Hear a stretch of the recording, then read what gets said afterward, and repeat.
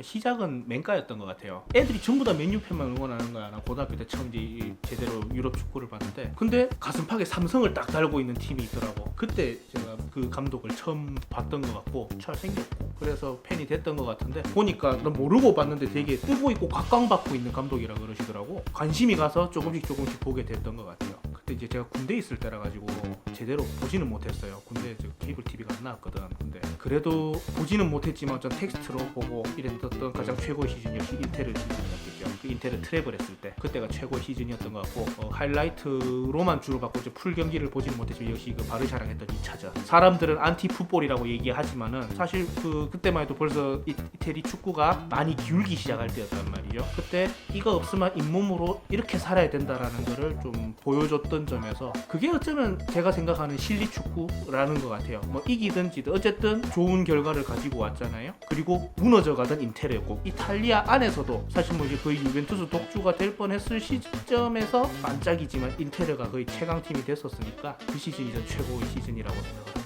보스 리더십, 유럽 축구 이런 거 보면서 더 느낀 거는 이런 꼰대 문화다 이런 게 사실 우리나라만의 전유물이 아닌 것 같다라는 생각을 제가 많이 해요. 이 사람도 결국 말 잘 듣는 사람 좋아하는 건데, 제가 알던 경상도 아저씨들의 특징을 좀 가지고 있는 것 같아요. 내 사람에게는 한없이 잘해주고 한번 밑보이면 그냥 다시는 그냥 짓밟아버리는 약간 그런 게 있는데, 이게 장점으로 작용할 때는 무한한 장점이죠. 선수들이 진짜 아버지처럼 생각을 하는 거야. 큰형님처럼 생각을 하고, 그런 부분이 일단 가장 큰 장점이고 감독으로서. 그리고 일단 공격에서는 조금 미진한 부분이 있지만은 수비 같은 거 전술 지시할 때 조금 섬세하게 하는 양반이라고 저는 생각을 하거든요. 어쨌든 역습 후 공격을 해야 되니까 이게 좀 요새 좀 빛이 바래는 거긴 한데, 생각보다 되게 전술이 유연한 편이에요. 저는 그 점이 되게 좋았던 것 같아요. 한참 시절의 무리뉴, 그러니까 자기가 좋아하는 전술이 분명히 존재할 텐데 그 전술만 막 억지로 고집해가면서 그러진 않았던 거. 근데 이게 이따 단점 때 얘기를 해야 될 얘기겠지만, 레알 마드리드하고 조금 그게 바래진 것 같아. 선수 풀에 대한 어떤 걱정을 덜고 나서부터 이 사람이 좀 그게 덜해진 것 같은데, 그래서 딱 그래서 인테르를 제가 꼽고 싶은 게 그거예요. 그러니까 잇몸으로는 이렇게 살면 된다라는 걸 보여주는 점에서. 그리고 현란한 인터뷰, 그게 이제 방금 얘기했는 것들이 이제 약점으로 작용했을 때 이제 치명적으로 약점으로 다가오는 것들이 너무 많은 거예요. 형님 리더십, 우리도 회사 가서 싫어하잖아요, 그죠? 그런 사람 그치 해버리면은 열 받는 거야. 나 소중한 사람인데 날 소중하게 대하지 않잖아. 그리고 참 이것도 오점인데, 이 양반의 그 케빈 디브라이너 그한테 했는 말, 아주 유명한 말이잖아요. 니스텟은 이렇고 더 들을래? 뭐 이러는 거 아주 잔인하죠. 이제 그런 거. 근데 이 사람은 그게 자기 어떤 동기부여 방식이라고 생각을 할 거란 말이에요. 회사 가서도 한 그 연배 이상의 어른들 동기부여랍시고 그런 말 하면은 좀 자극은 되는데, 그 되게 기분 나쁘게 자극되면 결국 감정 소모거든요. 이게 이 사람이 한 조직에서 오랫동안 감독을 모아는 이유가 아닐까라는 생각이 들어요. 사실 실적도 괜찮고 그거 다 괜찮은데. 그리고 언론 인터뷰 현란한 거, 그것도 이제 잘 되면 잘인데, 이게 내부적으로 응집이 되면 괜찮은데 이제 내부적으로 모래알이 돼버리면 이제 내우 외환이 되는 거야. 안에서도 적이 있고 밖에도 적이 있고. 이 전술의 유연성이라는 것도 아무래도 한 시대를 풍미하셨던 분이라서 그런 건지, 변하는 시대에 발맞추는 게 생각보다 조금 더딜 수 있어서 그런 건지 모르겠는데, 나름 전술의 변화를 시도를 요새라면 그때마다 참 보기 좋게 망하는 모습을 좀 보여주는 게 있어가지고, 외려 이제 요즘의 무리뉴는 전술이 좀 되게 단조로워지는 점, 요즘은 좀 이제 전술이 좀 되게 둔해진 것 같아요. 더군다나 전술뿐만 아니라 선수도 그렇게 돼 있어요. 선수도 이제 본인이 사실 결국 검증된 선수만 쓰다 보니까 혹사 논란 나오는 거야. 당장 토트넘 할 때 보면은 쓰던 애가 이제 결국 밥값하는 사람이 손흥민, 케인밖에 없으니까 주구장창 이거만 돌리는 거야. 아작이 나겠죠. 박싱데이가 존재하는 EPL에서 더군다나. 안타깝죠 사실. 맨유는 팀을 개박살을 해놓고 갔는데 개박살, 이제 이런 소리가 안타깝다 이거예요. 개박살을 내버려야지라는 마음으로 내진 않았을 거란 말이에요, 그죠? 이제 이게 아마 제가 봤을 때 변한 시대에 조금 이제 발맞추지 않을 리더십의 어떤 결과물이 아닌가라는 생각을 해요. 사실은 이제 제가 잠깐 뭐 보시 흉내 좀 낸다고 맨유 시절은 제가 사실 뉴스로만 거의 접했던 것 같아요. 그래서 정확하게는 잘 모르지만 늘 근데 보이는 뉴스 기사는 그거야, 뭐 불화. 근데 그때도 2년 차에 매직은 있었던 것 같아, 맨유 시절에, 그죠? 준우승 했잖아. 민주가 다니고 웃기고 있어. 이거 아예 이러는 거, 그죠? 그 맨유는 저기 뭐야, 무리뉴가 망친 게 아니고 바날이랑 모에스가 망치고 간 거지. 아유, 너무 좀 정치인 같았나요? 전 정권들 욕하는 느낌? 맞잖아. 그 퍼거슨이 세안하는 거 말이야. 모에스가 베리 넣고 노트 들고 왔는 그 영감쟁이 그 베리 넣고 말이야.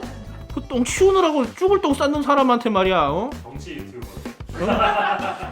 이영만리에 호텔까지 잡아가면서 말이야 고생했는 어르신한테 기러기 아빠 생활하던 양반들 너무하다 이거예요. 망쳐놨다가 아니라 이제 그때 이제 좀 옛날에 어떤 리더십을 가지고 근데 사실 맨유가 큰 돈을 써가면서 왜 좀 그래도 엘리트급 선수들을 영입했다 그래야 되나? 옛날에 하듯이 이런 식으로 갈구는 건 오히려 역효과가 난다는 거예요. 특히 포그바 같은 경우도 뭐 제가 좋아한다 안 좋아한다는 걸 떠나서 뭐 싫어할 이유도 전혀 없기 때문에 이런 말을 하자면 어쨌든 타리그에서 정점 찍고 다시 돌아온 친구잖아요. 그에 대한 존중이 자기 입장에서 결여되어 있다고 생각할 수 있었을 것 같아요. 그런 식의 어떤 불화들이 계속 생겨나는 것 같고 카더보이 수뇌부들하고도 안 친해지고 제가 볼 때는 안타깝다. 토트넘은 조금 제가 볼 땐 코로나 영향도 좀 있지 않나. 그러니까 이 축구 시장판에 대한 자금에 대한 어떤 부분에서 많이 오그라든 것도 한몫하지 않았나.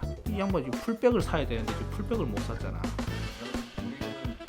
좀 그렇게 되는 경향이 있어졌죠. 근데 돈빨이다. 돈빨이 아니라 이것도 계란이 먼저냐 닭이 먼저냐 문제인데 돈빨이 아니고 축구 시장이 그만큼 커졌다고 봐야 돼요. 선수들 몸값이 그만이 비싸졌다는 거지. 사실 이 사람 돈빨이라고 칼락하면 포르투 시절 어떻게 설명할 거야. 이거 다 결과론적인 얘기거든. 써 보니까 큰 선수들이었던 거고 첼시에서도 사실 돈 그긴 발랐다 하는데 첫 시즌 돈 이빠이 바로 그 다음부터 자기가 사고 싶은 선수로 돈을 별로 못 발랐어요. 토레스가 아니고 누구였어? 세부첸코만 봐도 자기가 사고 싶었던 선수 아니었거든. 이 사람은 돈을 바르는 사람이 아니라 철학이 있었던 사람이었던 거지. 그러니까 사고 싶은 선수가 비싼 거지. 그렇지. 생각해봐. 레알 있을 때 카르발료 데리고 왔잖아. 그거 왜 데리고 오냐 이거야. 돈 바를 거면 더 좋은 수비수 데리고 와야지. 카르발료를 데리고 온단 말이야. 아데바요를 데리고 오고. 자기가 생각하는 어떤 철학이 있는 거지. 그 카다보이 근데 그 철학이 요새 좀 비싸져서 그랬던 거지. 이 사람이 뭐 어떤 돈을 막 슥슥 발라가면서 그 구단을 운영하던 사람은 아니. 결과론적인 이야기다. 그건 전부 다. 써보니 1,000원. 그렇지. 그리고 어이씨 이거 마음에 드는데 하면서 또 가격표를 보니까 비싼 거야. 다른 선수는 이제 그게 이제 단점인데 이제 선수 보는 눈이 어떤 그 전술적 역량이나 이런 거에 비해서 조금 모자라신 것 같아요. 그게 역력하게 드러나는 게 맨유와 토트넘인데 제가 볼 때 맨유 토트넘이 아니라 어떤 팀을 갔어도 그거는 나왔을 거다. 그러니까 결론 말하면 아직 이 현대 축구에서 어떤 그 이제 변하는 어떤 축구 환경에서 감독을 하시면은 조금 이제 하나의 김웅용 감독님 모셔왔었던 느낌처럼이 아닐까. 잘 나가던 시절이 있었는데 그런 느낌. 퇴물이라는 표현은 조금 그래요. 왜냐하면 분명히 기민하신 부분이 존재하거든요. 몇 가지 보완점이 있어야 된다라는 게 제 생각입니다. 그럼요. 개인적으로 뵌 적도 없고 그렇기 때문에 사람으로서 좋아한다 이런 건 아닌데 그 사람이 한참 잘 나가던 시절이게 그리고 잘 못 나가던 토트넘이나 맨유 시절에도 이기는 방법들은 여전히 그 옛날에 그 향수가 묻어져 있게 경기를 하시거든요. 그런 면에 있어서 제가 좋아하는 축구 같아요. 빠르잖아. 성격 급한 사람 입장에서 다다다다 달려가가지고 공격수가 골을 넣어주고 때때로 뭐 미드필더가 골을 넣어주는 역할을 하면서 딱 좀 안정감 있게 축구를 하면서 또 때로는 왜 그냥 뭐 이 사람 저기 첼시 이기 때 취임사가 섹시한 공격 축구를 보여주겠다 이런 표현을 썼거든요. 때때로는 공격에서도 세련된 섹시함을 보여주는 매력이 있으신 분이죠. 잘 됐으면 좋겠어요.